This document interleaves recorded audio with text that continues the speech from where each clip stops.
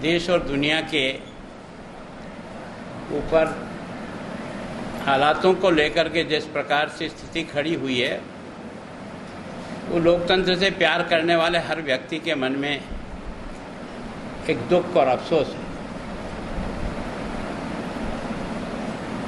कांग्रेस निरंतर इस बात का प्रयास कर रही है कि बीजेपी बीजेपी बीजेपी।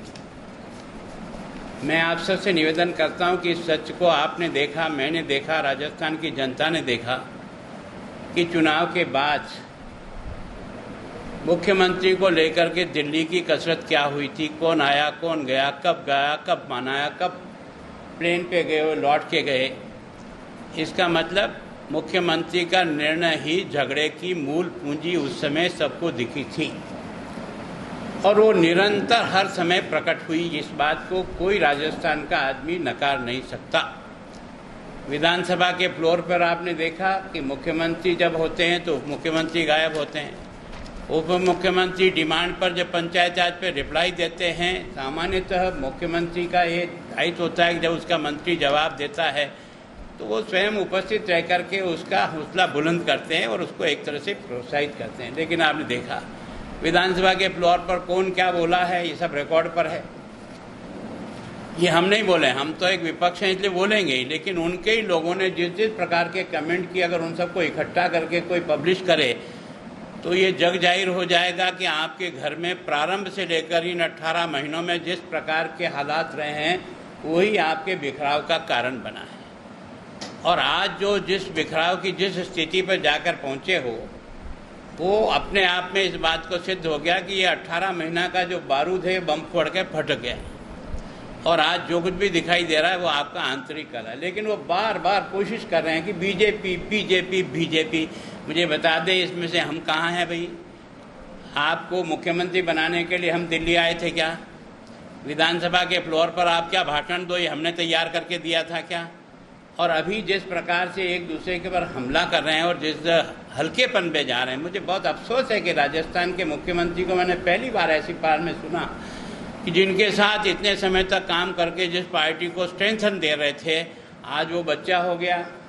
मैं जब राजनीति में आया तब उसकी उम्र 3 साल थी। अच्छे कपड़े पहनने, अच्छी अंग्रेजी बोल देने से मैं सोचता हूँ ये हल्केपन की पराकाष्ठा है। केवल और केवल ये महीने 1.5 महीने में इतना खराब हो गया क्या? अब तक तो जहाँ कहीं भी भाषण देते थे, अभी राज्यसभा के समय में भी जो प्रेस कॉन्फ्रेंस आपने की, एक दूसरे की जो तारीफें बांधी है, तो वास्तव में सच में इसमें लड़ाई उनकी है। मेरे को आज जो विशेष बात मैंने कल भी आपको इंगित किया था कि फोन टैपिंग का कोई कानूनी प्रावधान है और इस प्रावधान का उपयोग करते हुए देश के आंतरिक या बाह्य सुरक्षा का मामला कोई हो, कोई ऐसी गैंग ऑपरेट कर रही हो जिस गैंग को पकड़ना आवश्यक हो, कहीं देश के खिलाफ किसी प्रकार की बगावत कहीं शुरू चल रही हो तो उसको ध्यान में रखने के लिए, कोई बहुत बड़ा स्कैंडल हो रहा है आपस में कन्वर्सेशन के आधार पर, कोई राजस्थान की आर्थिक स्थिति को चरमराने के लिए कोई प्रयत्न कर रहा है, ऐसे विशेष अवसर पर प्रावधान है कि आप अपनी बात को लेकर के अपने तथ्यों के सहित राज्य एक तरह से होम डिपार्टमेंट में जाइए, फाइल बनेगी, फाइल पर रीजन लिखना पड़ेगा। ऐसा नहीं कि मैं ये 4 टैप करना चाहता हूँ इसलिए आपको परमिशन मिल जाए। अगर उसके रीजनेबल कारण होंगे तो फिर आपको परमिशन देंगे कि आप ये टैप कर सकते हैं। इसमें से भी 99% सरकार की एजेंसी ही सरकार के इस काम में दखलंदाजी करती है। व्यक्तिगत तो कभी किसी प्रकार का कोई किसी को थ्रेटनिंग मिलती है, बार बार मिलती है, कौन देता है कौन नहीं देता है, और उसको कोई इस प्रकार का भय क्रिएट हो जाता है तो वो अपने कागजों से होम डिपार्टमेंट को कन्विंस करता है कि मुझे लगातार 3 महीने से मुझे, मेरे बच्चे को, मेरी पत्नी को, मेरे को थ्रेटनिंग हो रही है, तब जाकर के कहीं परमिशन मिलती है। तो सच में ये जो मुख्यमंत्री जी ने कहा ना मैंने कराया हो, तो आपने नहीं कराया तो आपके यहाँ लोकेश शर्मा कौन है? किस हैसियत से आपके वहाँ रहता है? आपका ओएसडी है, तनख्वाह लेता है कि नहीं लेता है? इसका मतलब मुख्यमंत्री या लोकेश एक ही है कि नहीं है? और आपने ये टैपिंग किस अधिकार से किया है? क्या होम डिपार्टमेंट ने आपको ये परमिशन दी थी कि आप इन टैपिंग को करो या आपको ये अधिकार है? सच में एक तरह से टैपिंग बिना होम डिपार्टमेंट के, आज आपने देखा होगा कि होम राजीव ने अपना होम जो सेक्रेटरी है उसने मना कर दिया, हमारे चीफ सेक्रेटरी ने मना कर दिया, हमने इस प्रकार की कोई परमिशन नहीं दी, तो फिर ये टैप कैसे हुआ? फिर ये टॉप हमारी स्वतंत्रता के ऊपर हमला है कि नहीं है, हमारे अधिकारों पर हमला है कि नहीं है? जो आपको अधिकार नहीं है, आप अगर करना चाहें तो आपको लीगली अधिकार प्राप्त है, उनका प्रयोग करते हुए आप करना चाहें तो कोई रोक नहीं सकता।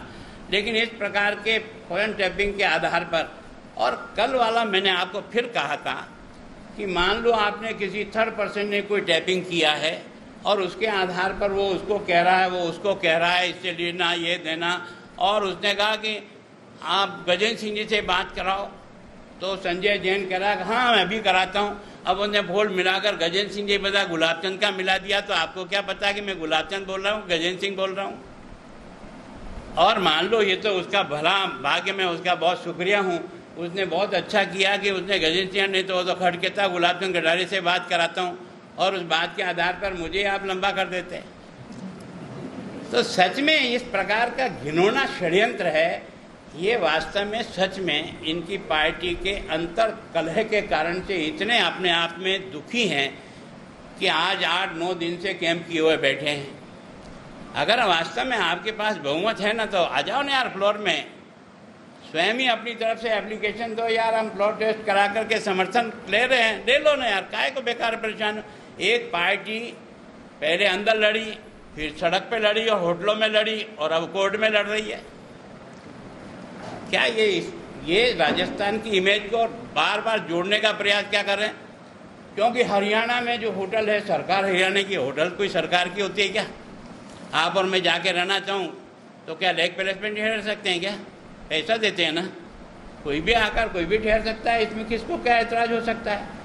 और जहाँ तक मैं सोचता हूँ कि चौरासा जी ने, बाकी जो हमारे एक बहुत बड़े नेता हैं, वो तो सीधा ही हमला प्रधानमंत्री सब पे करते हैं। बड़ा पुराना अनुभव है उनका नहीं होगा, परिवार का होगा, इसके कारण से अनुभव उनके अंदर आ गया, और वो जिस भाषा का प्रयोग करते हैं शोभा नहीं देता है। कम से कम कोई बात कहें तो इसे अब केवल और केवल मीडिया में आने के लिए, चाहे जिसके ऊपर बम फेंक दो और उसके कारण से हाईलाइट हो जाओ, हाईलाइट हो सकते हो, लेकिन जनता के मन में हाईलाइट ऐसे नहीं हो सकते। बहुत लगना पड़ता है, करना पड़ता है, ठीक प्रकार से बोलना पड़ता है। मैं कभी भी बम फेंकता नहीं हूँ, मैं ईमानदारी से जो सच्चाई मुझे लगती है वो मैं आपके सामने रखने का प्रयास करूँ, न छुपाता हूँ न कुछ नहीं करता हूँ।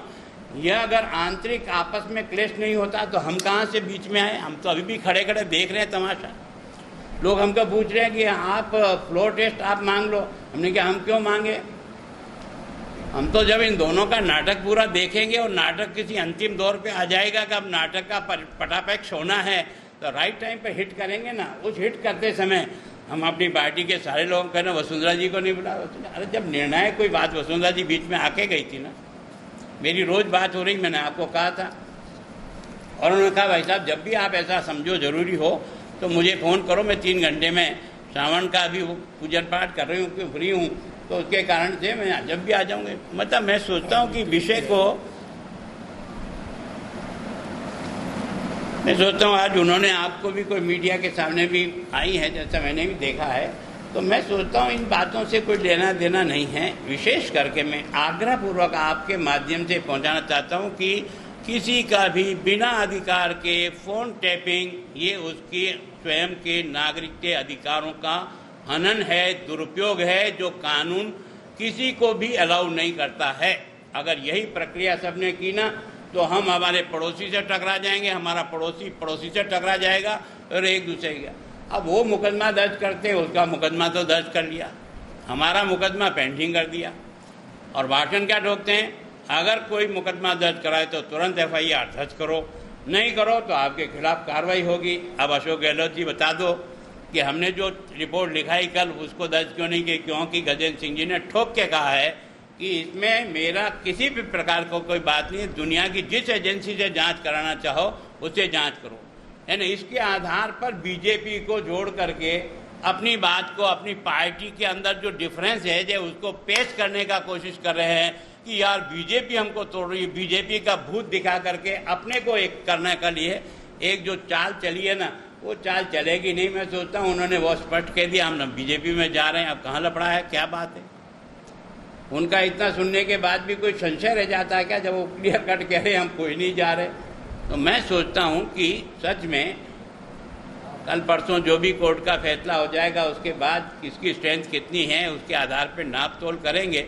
हमारा कोई ब्लड टेस्ट मांगने का अभी कोई विचार नहीं है। मैं तो कहता हूं कि अगर अशोक गहलोत अपने आप को बॉस मानते हैं कि उनके पास 109 हैं, 12 हैं, तो आ जाओ ना यार, विश्वास मत का प्रस्ताव लेकर के ही हाउस में आ जाओ ना। जो होना है तो हो जाएगा, कम से कम निर्णय होगा तो वो फाइनल हो जाएगा ना।